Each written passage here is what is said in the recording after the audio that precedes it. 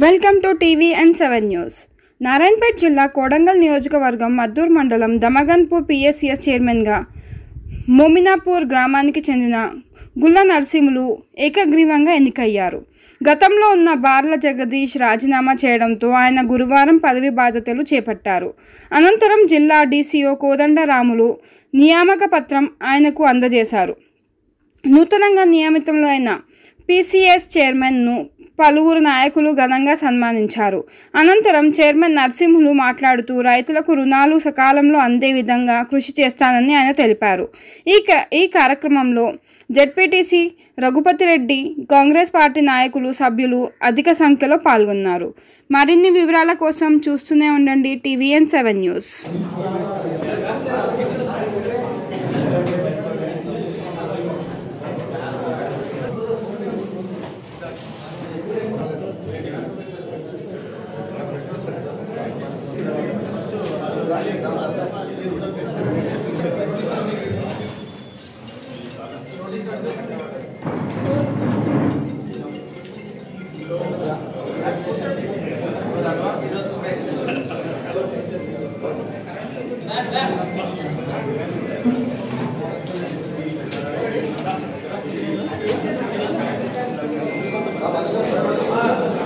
కూడా నా యొక్క నమస్కారం.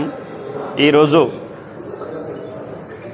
కొత్తగా సొసైటీకి చైర్మన్గా ఎన్నుకున్నందుకు అందరికీ డైరెక్టర్లకు నా యొక్క ప్రత్యేకమైన ధన్యవాదాలు తెలుపుకుంటున్నాను. మన సొసైటీ ఇంతవరకు కూడా చాలా వెనుకబడి ఉన్నది.